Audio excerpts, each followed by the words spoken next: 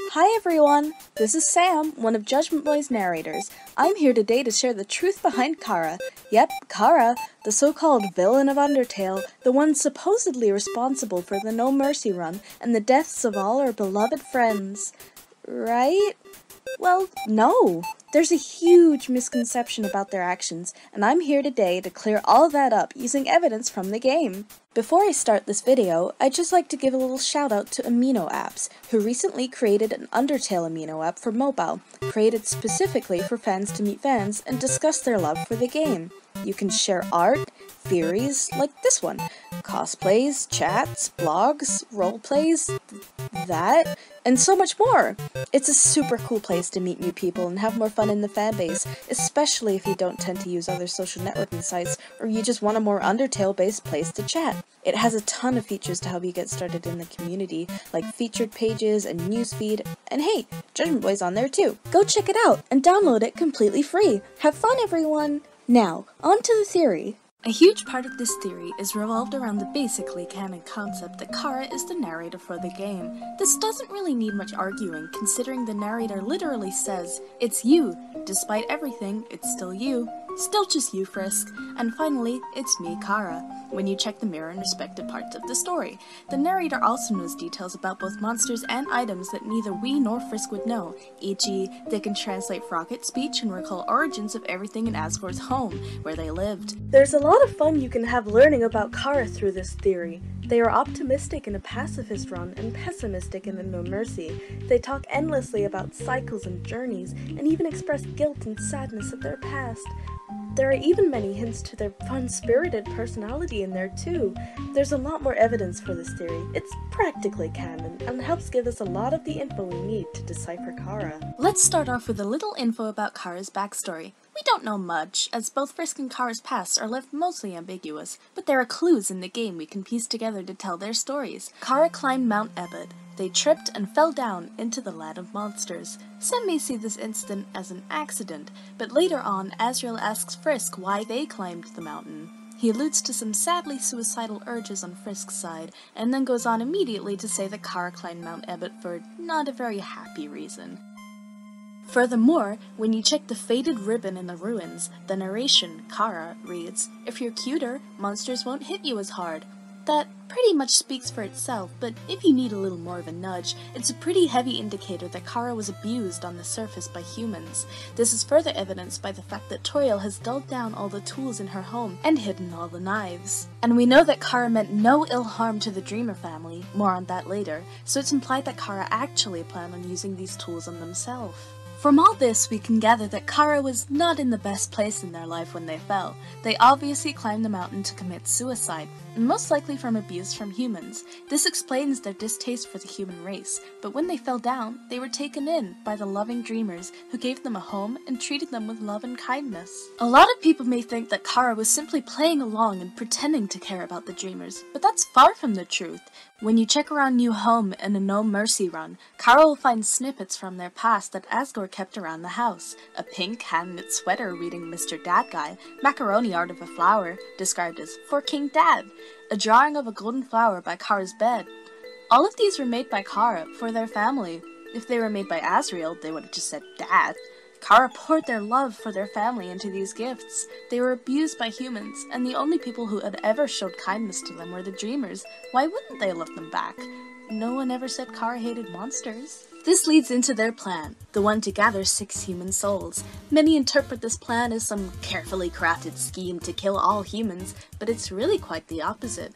The plan starts when Chara and Asriel decide to make a butterscotch pie for Asgore. They confuse cups of butter for buttercups, and use those in the recipe instead. And before you say this was intentional on Chara's behalf, we're talking about a possibly 10-year-old here who liked Star Wars and dogs and stupid puns.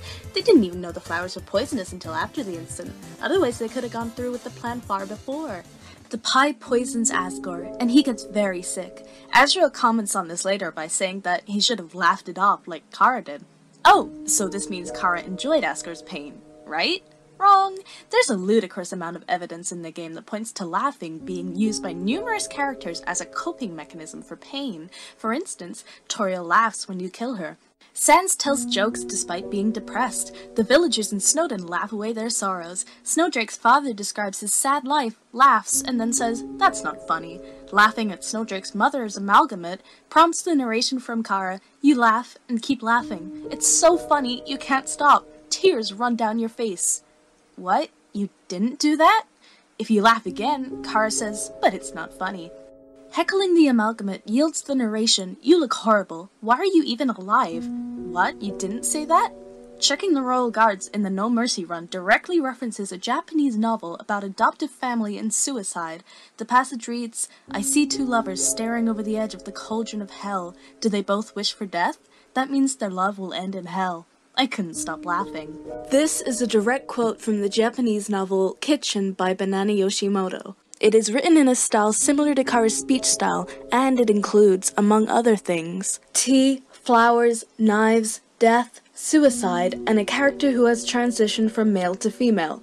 It also includes ambiguous familial relationships and the idea that family is not necessarily linked to one's blood. Asriel also laughs when he is about to die. Mettaton explicitly says, "My poor love, I'm so filled with grief, I can't stop laughing," after laughing about Frisk almost dying. Even Undine laughs when her body is slowly fading away after being cut in half.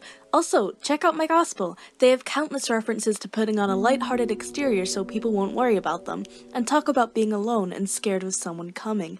They're a mime after all. They literally mimic Chara. I think that's about enough evidence to confidently say that Chara didn't enjoy Asgore's pain when he was accidentally poisoned. Chara really was just laughing off the pain, trying to make light of a traumatic situation to cope. This is a symptom highly found in mentally ill people. Moving on with their plan, once Chara realized that buttercups were poisonous, they had an idea. Monsters knew that a human soul combined with a monster soul would be powerful enough to cross the barrier, but not to break it. Now, if Chara only wanted to cross the barrier to kill humans, they could have easily just killed one of the dreamers and taken their soul, right? But they didn't. Instead, they discussed the plan with Asriel and proceeded to poison themselves with buttercups, an excruciatingly painful way to die. Symptoms include bloody diarrhea, excessive salivation, colic, and severe blistering of the mouth. They willingly put themselves through this in order to spare their family, and by extension, free all monsters from the underground. The plan was that when Chara died from poisoning, Asriel would absorb their soul, cross the barrier, gather 6 human souls, and return to break it, freeing monsters. At first glance, when listening to the tapes in the True Lab, it may sound like Chara is manipulating Asriel into the plan, but upon closer examination, Asriel is totally fine with it. He agrees to the plan, knowing fully well that he would have to kill 6 humans in order for it to succeed. He's of course a little concerned, but he agrees, realizing they'd be able to free all monsters together. The only time he truly hesitated was when he realized how much pain Chara was in. He cared about them. They were his closest siblings, and seeing them suffering on their deathbed, being the only person to know that it was all intentional and not just some sickness, it was a lot for Asriel to deal with, but he kept going with it, from his own will, and continued with the plan.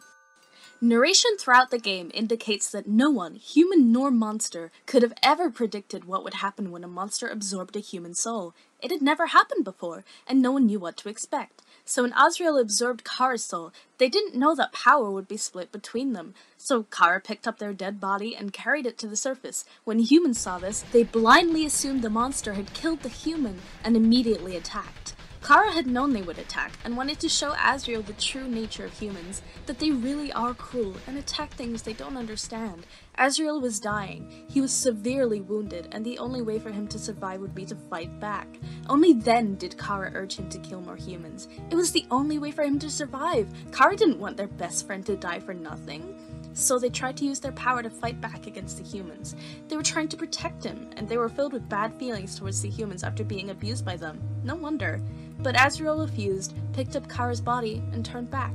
He passed away and became Flowey, while Chara remained dead but semi-conscious in their body.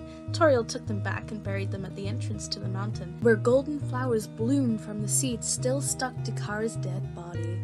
And this is where the game begins. Years pass, and Frisk climbs the mountain. They fall, and they land on top of Chara's grave. Frisk's determination is what makes Chara's spirit wake up. They were already somewhat conscious, as they are seen describing their experiences in their coffin, but now they are awake, and it's from here that we decide their fate. Do we mercy, or do we fight? Whichever path we choose, we as the player decide what will happen. Think about it. A pacifist run is a result of us choosing to spare, and a no mercy run is when we fight. But the only thing that changes to cause each of these runs is us. We are the one that hits mercy or fight. We are a driving force in this world, an existing being in the game, only visible in consequences. We are determination. We decide the fate of our friends, and we also decide the fate of Chara. If we choose to mercy, Chara will become our ally. They will translate monster dialogue for us, give us helpful tips, give us directions, and even transfer their memories of Asgore telling them to stay determined from when they were on their deathbed to help Frisk, stay determined when they die. And finally, the most important thing they do. During Azrael's boss fight, we must save each of our friends by restoring their memories and kindness, by reminding them of the good times we had together throughout the game. We play fight with Undyne, geek out with Alphys, and so much more. We remind everyone of everything we went through together that led to us being friends. But when it comes to saving Azrael, we don't really have any good memories of him. I mean, heck, just 5 minutes ago he was a murderous flower who stole the souls of all our friends, and is now trying to destroy the entire world. What are we supposed to do? But then out of nowhere, there's a flashback, a scene of a memory from a long time ago of Azrael finding Chara and helping them back to his home. These memories are what make Azrael remember his compassion, gather the souls, and break the barrier, freeing all of monster kind. But those memories didn't come from Frisk, it happened decades ago, and they certainly didn't come from us. We didn't know the full story, so who did they come from? You guessed it, Chara. Chara is the reason we're able to save monsters and give everyone a happy ending. Without them, monsters would have been trapped under the surface forever, and Azrael would still be stuck in a world without love. Chara helps us remind him of kindness and compassion, and without that, the pacifist ending would be impossible. So that's great! Chara helps us save everyone in the pacifist run. So what about the no mercy run? Well, imagine waking up and the last thing you remember is being brutally murdered by humans. Then suddenly you're a ghost following this human that's for some reason killing everything it sees. Pretty messed up, right? That's how Chara feels. But they have no choice. They're stuck with this human through determination, and they have to go along with this sick mass murder of everyone they ever knew and loved. And believe me, they aren't enjoying it. The narration goes absolutely silent during the fights with Toriel and Asgore. They express despair when Undyne, their heroine, is slain. They have no idea what's going on or why this is happening, but they know one thing: stay determined. And this time, that message isn't coming from them.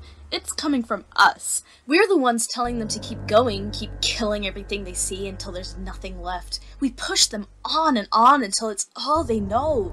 We're the ones who hit fight, and we're the ones who kill every single monster in the underground. Chara has no part in that, until we force them to.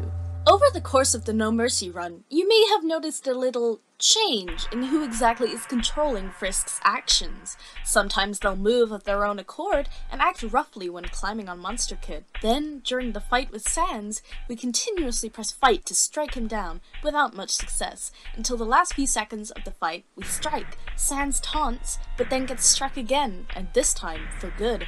We never pressed a button to make this happen. It was an automatic event. The same happens with Asgore. He is struck without prompt and then finished off by Flowey. Chara later says that as Frisk's LV and EXP raised, Chara themselves became more and more powerful. This heavily implies that Chara is taking over control of the game. So that's weird, right?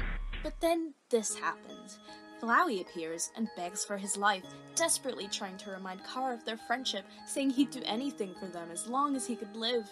He's fully expecting to die like the others, but it doesn't come as soon as one might think.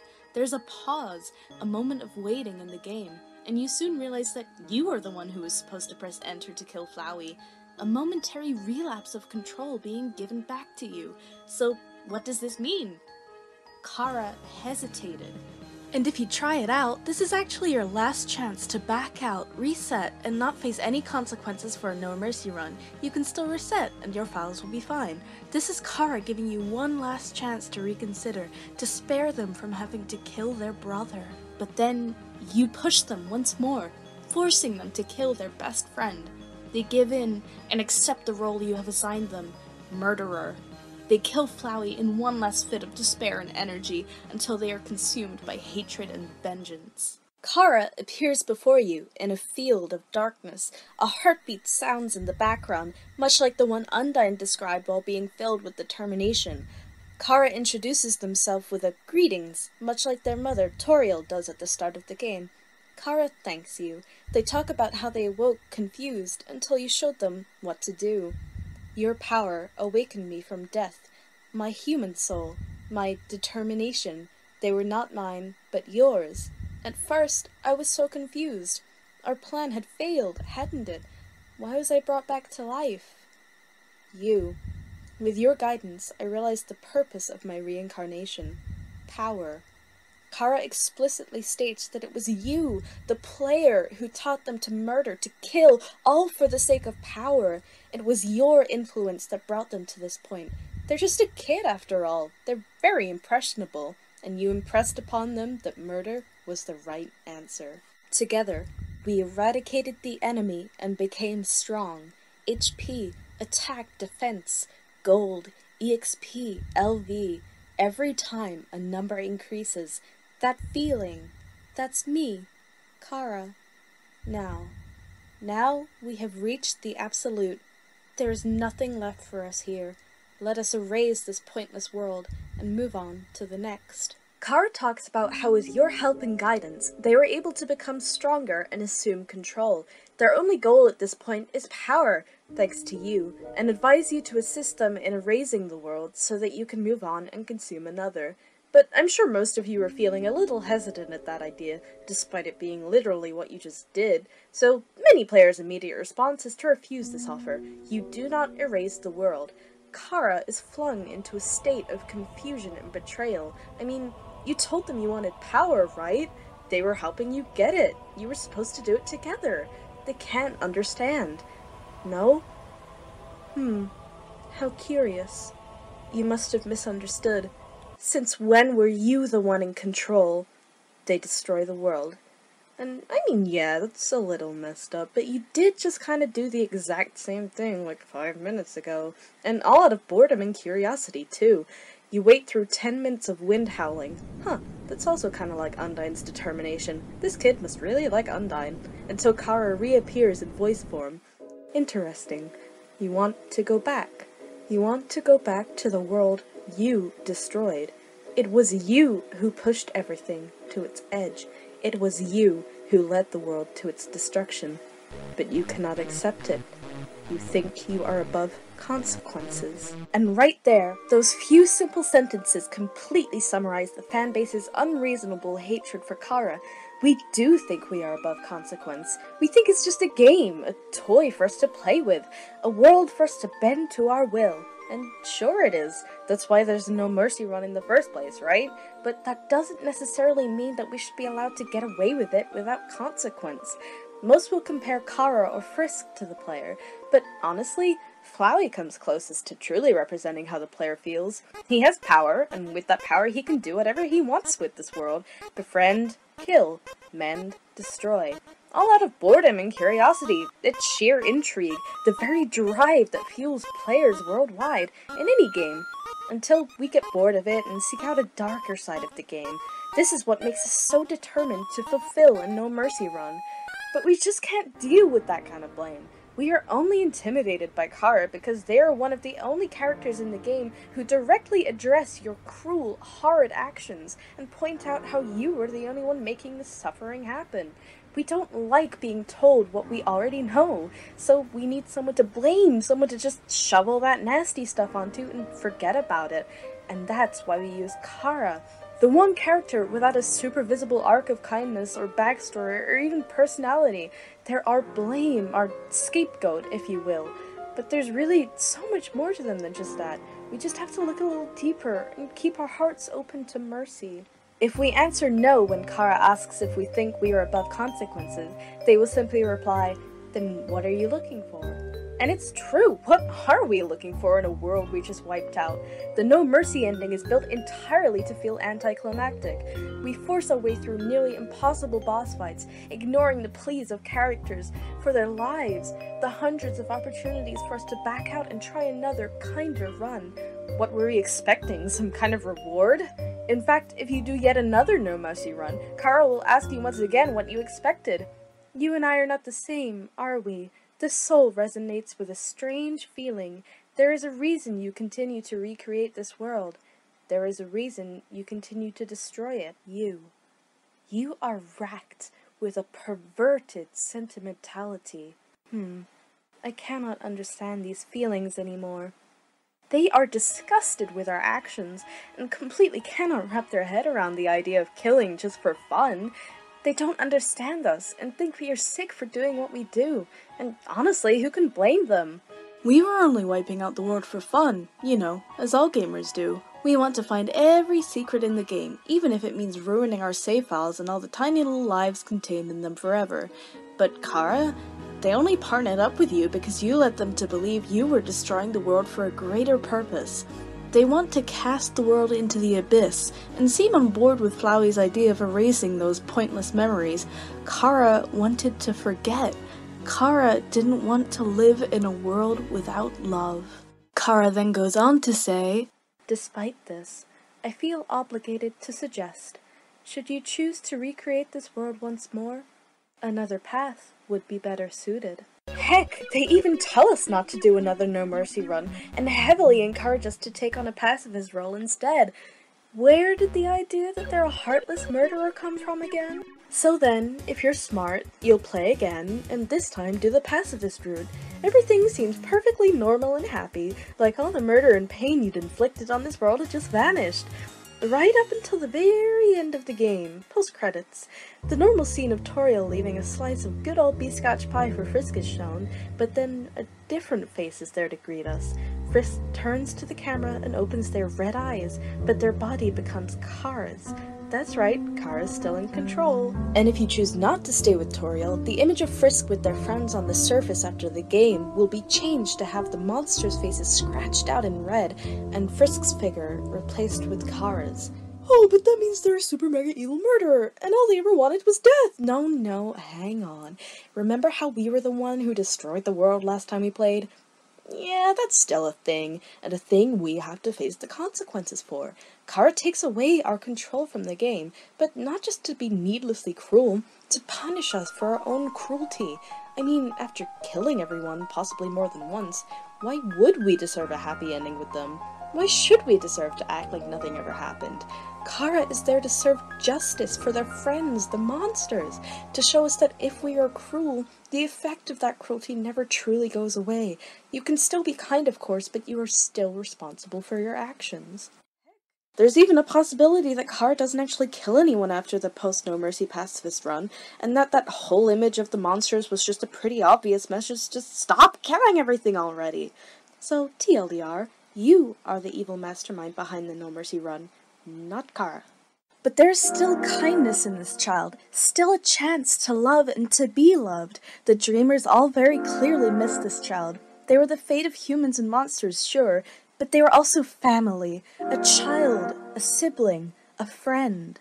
Flowey talks about how Chara is the only one who could understand him. Even if he could never truly love them in his current form, he still cares for them deeply. And after the credits of a pacifist run, Flowey will approach and talk about how we were trying to stop him from misusing his power to destroy the world.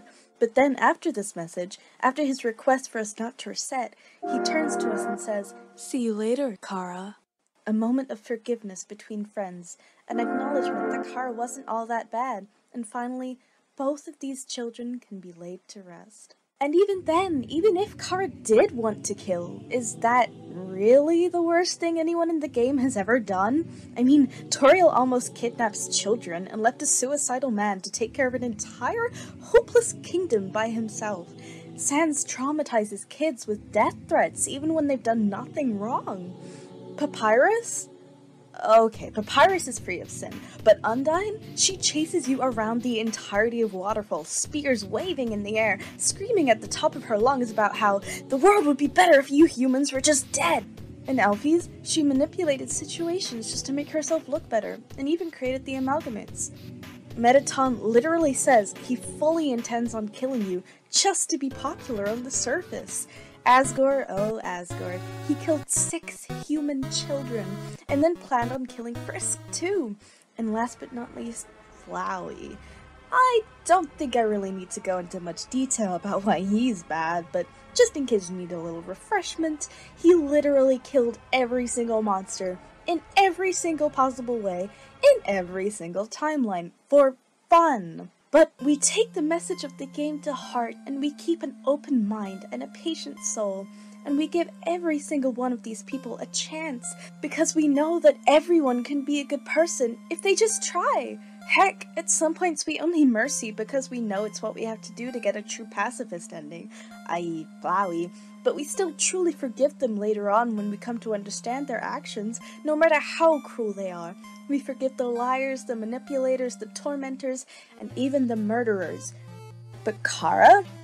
Chara only killed one person, themselves, to save their beloved family and their entire kingdom. They were the future of humans and monsters, the hope of an entire world. And when they first woke up after dying, they must have thought of themselves as a failure to everyone they wanted to save and protect. But we have the power to give them a second chance. We can choose to show them kindness and how to be kind. And they can help us in return by helping us save all monsters and giving everyone a happy ending. So, don't you think they deserve one too? Oh, and before anyone throws, but they call themselves a demon! Surely that means they're the villain of Undertale! Asriel calls himself the absolute god Piper Death, and no one bats an eye before forgiving him. I believe that Chara is a test for us. Sure, we can go through the whole game thinking, oh yeah, I'm kind, I can mercy these people, but we only really mercy them for the true pacifist ending, and we only truly forgive them after some tear-jerking scenes with heartwarming soundtracks. But how far exactly does our mercy extend? Can we still learn to forgive someone from their mistakes if we have to look a little harder to even find them? Or do we just mercy for the sake of the game and not really care about the little details that actually make a world of difference? Either way, no matter what choice you take, Chara is not the villain. Undertale doesn't need a villain. That about wraps it up for this theory, which isn't much of a theory, more just some facts and secrets about Chara and the game in general. Nonetheless, I hope you all enjoyed, and if there's one thing to take from this video, it's stay determined, but still kind. Keep an open mind and remember that anyone can change and be a good person if they just try, but sometimes it helps to have a little helping hand in that matter. Thanks so much for watching! You should go check out Judgement Boy's new comic, The Myth of Cinnabar, which is about kids going on adventures, which updates every Monday and Thursday. There's also an animated version in the works, seeking voice actors, so if you're interested, hit him up with an email. Follow Judgement Boy on Twitter and Tumblr, and be sure to check out his stores for official JB merch and Cinnabar merch. Subscribe for more Undertale and new exciting original videos too. Thanks again everyone, this is Sam, wishing you a determination-filled day.